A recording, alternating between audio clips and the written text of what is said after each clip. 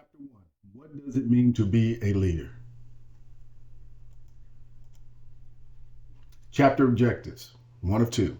By the end of the chapter, you should be able to, one, explain the full meaning of leadership and see what leadership potential in yourself and others. Describe the 5 fundamental transformations facing today's leaders and organizations. Summarize the fundamental differences between leadership and management. Explain how leadership has evolved and how historical approaches apply to the practice of leadership today. Identify the primary reasons for leadership derailment and the new paradigm skills that can help you avoid it. Discover how to use the textbook to learn the most about leadership. Defining leadership. An influence relationship among leaders and followers who intend real changes and outcomes that reflect their shared purposes. Again, an influence relationship among leaders and followers who intend real changes and outcomes that reflect their shared purposes. So when you think in terms of leadership, bottom line is this. A lot of people can't define it, but they know it when they see it. And this is the definition of what leadership is.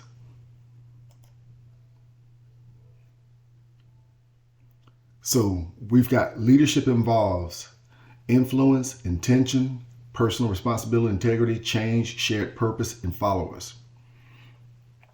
So we're going to talk about each one of these. So when we look at influence, relationship among people is not passive, multidirectional, non-coercive, reciprocal.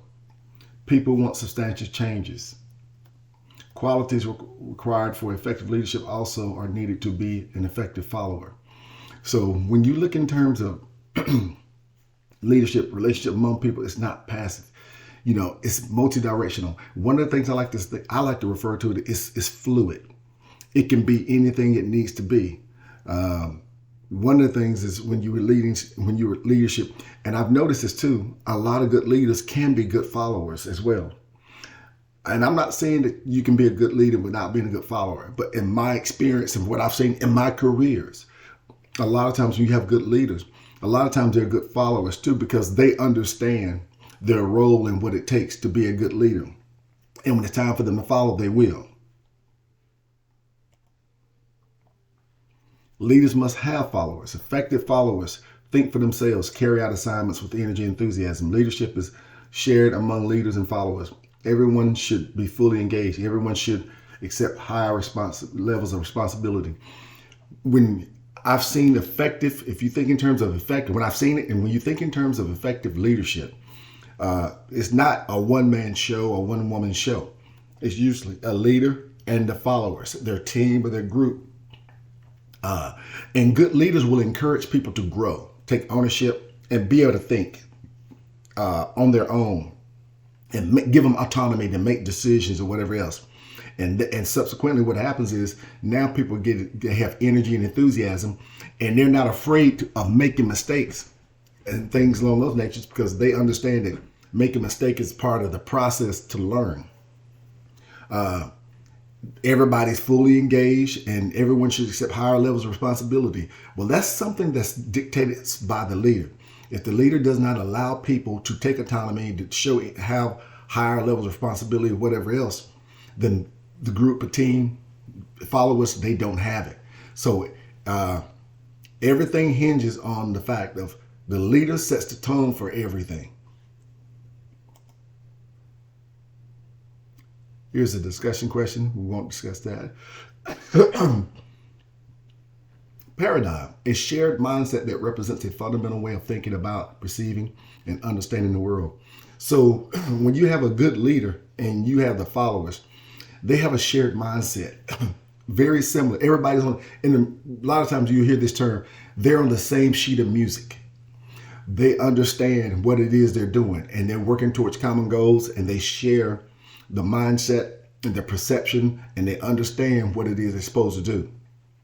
Therefore, everybody's pulling in the same direction.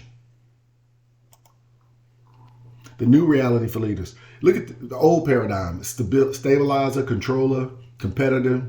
Diversity of order, hero. The leader, bottom line, is about making me look good. I'll be the hero at the end, but I'm going to stabilize, I'm going to control, and we're going to be competitive with each other, amongst each other. They didn't believe in diversity. They believe in bringing on people just like them, or people who think like them. And we say diversity. One of the things I'm going to take out right off the bat, let's just take race out of it.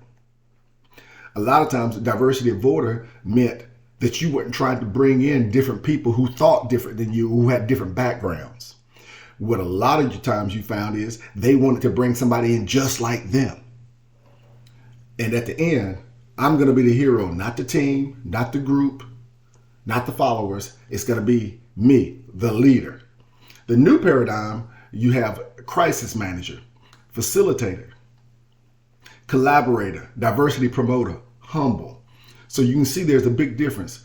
Crisis manager, that basically is, I'm going to step in and manage the situations and stuff that only I can handle. My followers and my group and my team can't. I'll deal with that. Facilitator is making sure that you make things happen for others. I facilitate and set you guys up for success. Collaborator. I'm collaborating not only with peers, but I collaborate with my employees, my team members, my followers. Because remember, some of them are subject matter experts in certain fields and stuff. So in order for me to make a good management decision, I'm going to speak with them to learn, get all the information that I can get from them before I make the management decision. Diversity promoter. They understand. These leaders now, I don't need to try to hire 10 people just like me. Because if you do, that means you hire 10 people who think like you, who do things like you.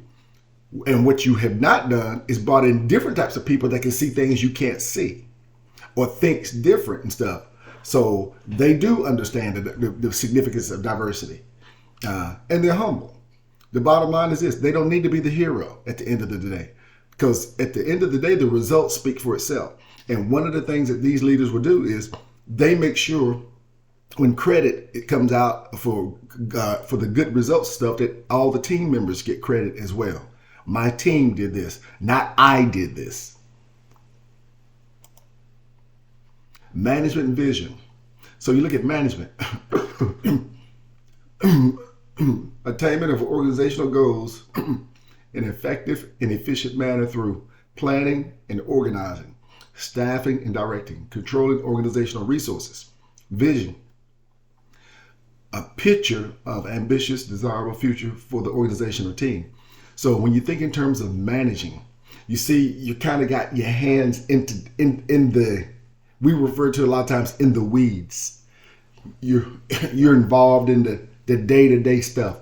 You're down there with folks, making sure things get done. Compare management and leadership. Now, a lot of people don't understand that there's a difference, but there is a difference. There's definitely a difference. And let's take a look at here. Direction and purpose. Look at management, plan and budget. Minimize risk for sure results. Focus on the bottom line. Leadership. Create vision and strategy. Maximize opportunity. Keep an eye on the horizon. So management is dealing with the day-to-day stuff. Hands-on. What's going on in the moment. Leadership is looking down the road. So realistically, management is playing checkers. Leadership is playing chess. When you see leadership, the vision and strategy. And a lot of times when you find good leaders, they can actually see things or visualize things or thinking about things that other people are not, because they're ahead of you. They're looking down the road. They have the vision to come up with something. Say they envision something that we can do, and then they'll come up with a strategy how to get it done, and then they will have managers execute on that. So if you see the outcomes, maintain stability, create culture of efficiency. For management, leadership, create change and a culture of agility and integrity. So if you think in terms of this, management is dealing with the day-to-day stuff. Leadership is dealing with the big picture stuff, not only today, looking at today, but looking down the road.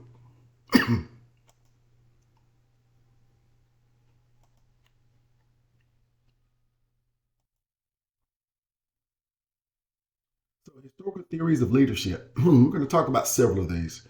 The great man theories. Leadership was conceptualized as a single great man who put everything together and influenced others to follow along based on the strength of inherited traits, qualities, and abilities.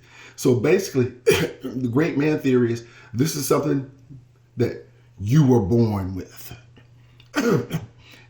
Everything centers around you. So if you look at the great man theory, realistically, if you took this man out of the picture, then at that point in time, this whatever it is you're trying to do is not successful because it all hinges on the great man. It's the man that makes everything happen. The sun rises on the man, the moon sets on this man. Everything's about him, not the group. So trait theories, picture of an ambitious and desirable future for the organizational team. So when you look at it, you talk about all the great ambitious things you want to do, desirable for the future, and how we want to grow and do these other things. And it was about the traits within the organization and the team and how we can look forward to these kind of things this for the future, not necessarily right now. Behavior theories. Leaders' behavior towards followers correlated with leadership effectiveness or ineffectiveness. So basically, how the leader interacted with the followers would determine whether or not the followers are successful or not successful. Contingency theories. Leaders can analyze the situation and tailor their behavior to improve leadership effectiveness, also known as situational theories. Leadership cannot be understood in a vacuum, separate from various elements of the group or organizational situation. So again, leaders can analyze their situation and tailor their behavior to improve leadership effectiveness. So again, I like how I said situational leadership. That's what that's referring to. So in other words, that means whatever the situation is determines the type of leader I will be. I will be the type of leader I need to be to get things done in various situations, almost chameleon-like. Influence theories. Examine the influence processes between leaders and followers. Charismatic leadership, influence based on the qualities and charismatic personality of the leader. So influence, basically, this group is good because they have a charismatic leader that they believe in. And he is actually motivates them to get things done or whatever else. Again, with this one, if you take the leader out of the equation, well, what happens? May not be good if that's the case. Relationship theories focus on how leaders and followers interact and influence one another. The transformational leadership and servant leadership are two important relational theories. So you hear a lot about that today, about transformational leadership and how these are the type of folks that lead people and they take them from one level to another.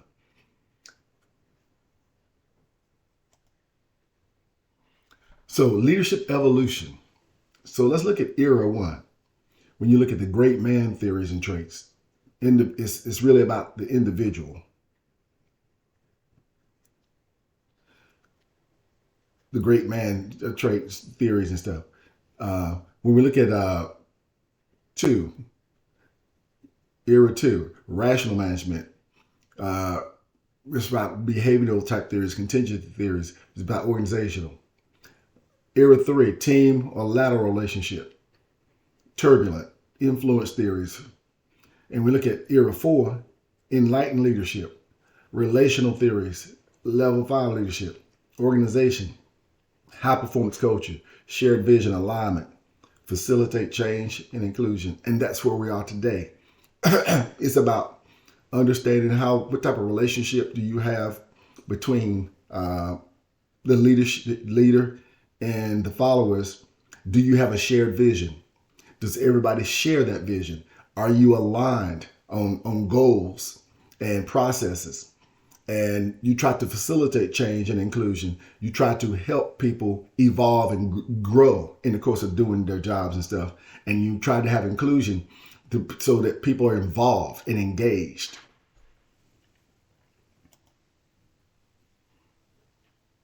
Agile leadership is giving up control in a traditional sense and encouraging the growth and development of others to ensure organizational flexibility and responsiveness. So when we think in agile leadership, this is about where it's no longer about the leader anymore. It's about the group as a whole, to include the leader and the followers. And you want to encourage your followers to grow and try to develop them so that, you can execute on organizational goals and achieve results. One of the things you find with this is this is not the type of leadership where you find where it's self-centered. It's about understanding that I can go farther by developing my people. I can do more if I get my people to go and grow. And that's where you look at it today. Derailment, a phenomenon in which a manager with an impressive track record reaches a certain level, but goes off track and can't advance because of a mismatch between job needs and personal skills and qualities. So this is when you have somebody, a manager who has been successful and they've got a good track record and they've advanced, but they get to a certain level and then things run off the track because realistically, they may have gotten into something where they're not necessarily their best skills are suited for. You don't have alignment with this manager, this leader, and what they do. So realistically, you see somebody could have been great and walked on water, was perfect in one job, and then you promoted him, but you put him in a different capacity, and now it's not working out so well because you have that mismatch. It could be job needs or personal skills and qualities. I'll give you an example. If you have a person who's really good and he's very technical and he's really good as a tech person, whatever else, so good you decide to promote him and make him the manager. Well, when you promote him and make him the manager, guess what? It's not the tech skills that he needs so much now. It's going to be people skills. And if he doesn't have those, that's going to be an issue because now he's supposed to lead people. He's not supposed to do a job. He's supposed to lead people who are doing the job. That means he's got to have interpersonal relationships with these folks and interactions with these people. And he's supposed to be able to inspire and motivate them and help them grow and develop. If he's lacking in those skills, you're looking for a prime opportunity for derailment. 5 fatal flaws that cause derailment. Performance problems. So when you look at this, basically is someone's not doing what they're supposed to do. Problems with relationships, kind of what I was referring to. This individual doesn't have people skills, so he can't build relationships with people. Difficulty changing. Some people do good in a particular job or position, but when you ask them to do something different, they struggle because not learning from feedback and mistakes to change old behaviors. They still want to operate the way they used to, but now they're working in a different capacity and they've got to do something different and they don't like to change. Difficulty building and leading the team. Just because somebody's good at a job doesn't mean that they can lead or manage. And here's something too. Building a team and leading a team are two different things. There are some people who can build a team but can't manage that well. There are some people who can't build a team, but they can manage. And there's some people that can do both. It requires different skill sets, but difficulty building and leading a team. So give you an example how that can happen is if you got promoted to a position and they're starting a new unit and you're going to have to build that unit. Well, if you don't have the skill sets for that, that's going to be difficult for you. Now, granted, you could have been in another position where you were managing a group and you were very successful, but guess what you didn't have to do? You didn't have to build it. So that can be difficult for some people. Too narrow management experience. So you look at this inability to work effectively or collaborate outside of their current function. And so a lot of times they say failing to see the big picture. When you work in an organization, you're a piece of a puzzle. And sometimes some people fail to see that, hey, you know what? They recognize that I am a piece of the puzzle and that puzzle is much bigger than my piece. And sometimes people struggle with that. And when they do, that can cause derailment.